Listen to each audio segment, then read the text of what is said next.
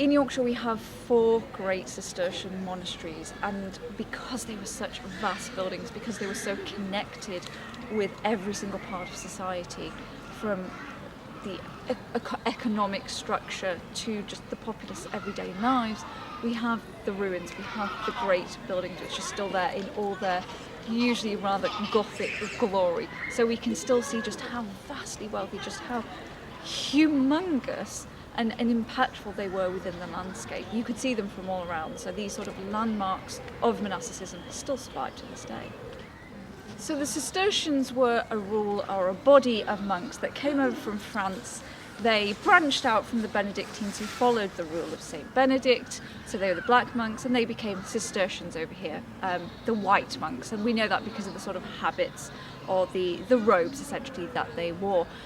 And this was sort of after the Norman conquest, after the harrying of the north, particularly in this part of the country. There was a monastic revival or renaissance of monasticism within this area of the country, because we'd seen such devastation, such harrying of every part of the north. Nothing was left, everything was left in waste, and so the point was to return to Christianity, to seek that sort of sombre way of living once again. The Cistercians were interesting because they also had sort of lay fellows working for them as well. They went out into the community. They were one of the wealthiest monastic communities, particularly because they were involved in the wool trade. So they would be buying wool, they would be tending to the sheep, and then they would be selling it on. So that also created sort of jobs, if you will, for the local populace, and they mixed with them. They weren't entirely, hermits, if you, in isolation.